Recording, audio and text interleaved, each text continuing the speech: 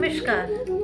मन सुमन का के इस अंक में मैं आप सबका हार्दिक स्वागत और अभिनंदन करती हूँ। आज के अंक में हम बात करेंगे भक्ति की। भक्ति जो भाव प्रधान है, यूँ तो यह संस्कृत शब्द है और भज धातु से निष्पन्न है, परंतु भक्ति एक भावना है। भावना जो हमें नजर नहीं आती, जिसका हम अनुभव कर सकते हैं। भक्ति श्रद्धा है, प्रेम है। श्रद्धा प्रेम से भरी हुई त्याग की, समर्पण की भावना भक्ति है, जो किसी किसी में तो जन्म से ही होती है, जन्मजात होती है, जैसे मीरा में थी। कोई व्यक्ति जब सांसारिक किसी कष्ट से जूझता है, उस समय वह भक्ति की भावना उससे पार उतारती है। और कुछ लोगों के जीवन में कोई ऐसा व्यक्ति प्रविष्ट होता है, कोई सत्संगी आता है, कोई संत की संगति में जब वह आता है, तो वह भक्ति की भावना उसके जीवन में समा जाती है और उसके जीवन की दिशा को बदल देती है। भक्ति रस की धारा युगों युगांतरों से प्रवाहित होती गई है, होती रही है और होती रहेगी, ऐसा मेरा मानना है।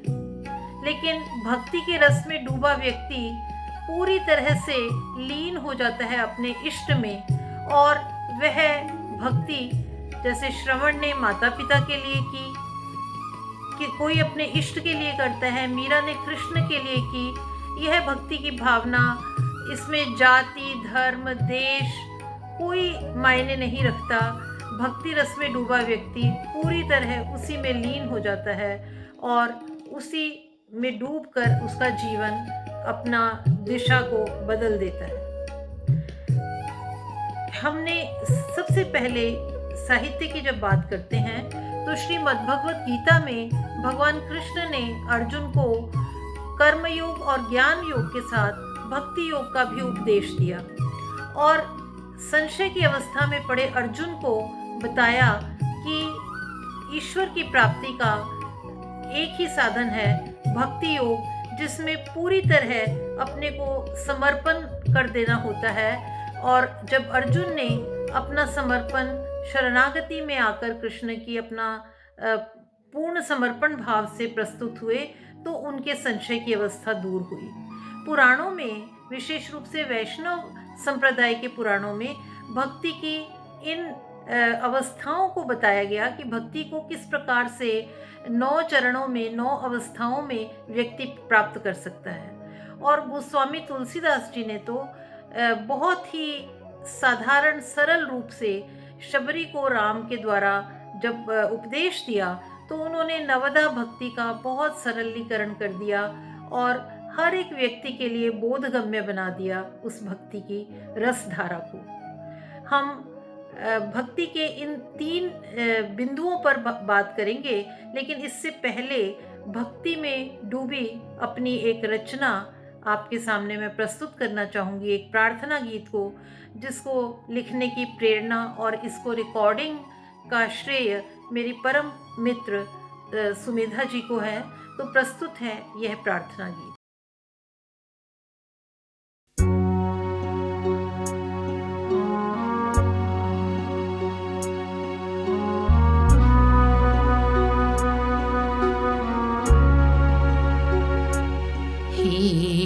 ईश नमन हे ईश स्तवन, शरणागत हूँ तव पद वंदन। हे ईश नमन हे ईश स्तवन, शरणागत हूँ तव पद वंदन। हे ईश नमन हे ईश स्तवन।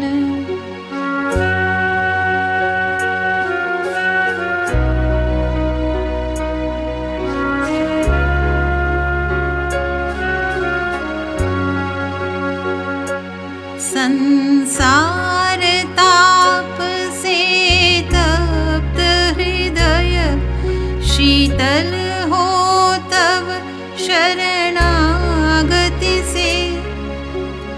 अश्रुपूर्ण इन नयनों में आए ज्योति तव कृपा दृष्टि से। आभा मंडल तव निरख निरख मन एकीकृत हो, दुख हो विरत जब भी जगताप से मन हो तप्त हो। कृपा सिंधु सानिध्य में रत हे ईश नमन हे ईश स्तवन। शरणागत हूँ तब पद वंदन हे ईश नमन हे ईश स्तवन।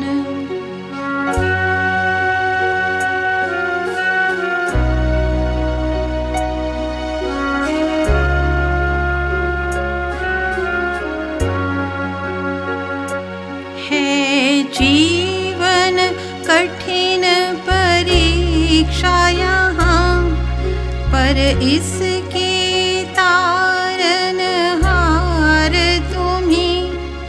जिससे वह पार किया अब तक, वह नवधा भक्ति तुम्हीं अर्पित।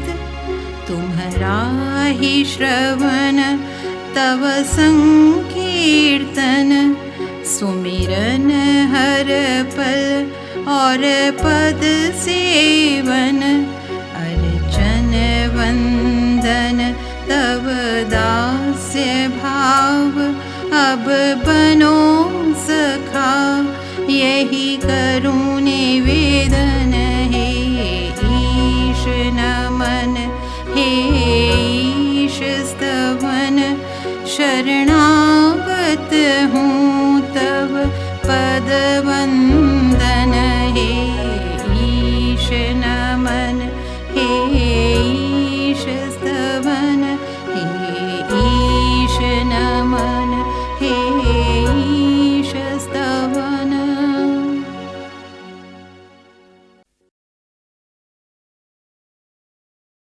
तो हमने देखा कि इस प्रार्थना गीत में बताए भक्ति के 9 चरण सांसारिक दुखों में तप्त हृदय के लिए किस प्रकार से पूर्ण समर्पण और आत्मनिवेदन तक व्यक्ति को पहुंचाते हैं और उससे वे अपने जीवन के लक्ष्य को या आत्मिक शांति को प्राप्त करता है। जैसे एक बच्चा स्कूल में जाता है और पहली दूसरी कक्षाओं से आगे बढ़ता हुआ अपने जीवन के लक्ष्य की ओर बढ़ता है, ऐसे ही आज के युग में भगवत प्राप्ति के लिए तो भक्ति आवश्यक है, लेकिन यदि भगवत प्राप्ति का लक्ष्य भी ना हो तो भी सार्थक और सकारात्मक जीवन जीने के लिए ये श्रवण इत्यादि जो नवदा भक्ति के सोपान हैं ये आवश्यक हो जाते हैं, ऐसा मैं मानती हूँ। और हमारा यह विमर्श थोड़ा विस्तार से हम करेंगे इसी मनसुमन का के अगले अंक में। और यह चर्चा श्रीमद्भगवद गीता में बताए भक्ति योग पर, पुराणों में वर्णित भक्ति के 9 चरणों पर और रामचरितमानस में बताए गए नवदा भक्ति के सरलीकृत जो सोपान हैं, उसकी अवस्थाएं हैं, उस पर आधारित रहेगी। तो अगले अंक में फिर आपसे मिलते हैं। नमस्कार।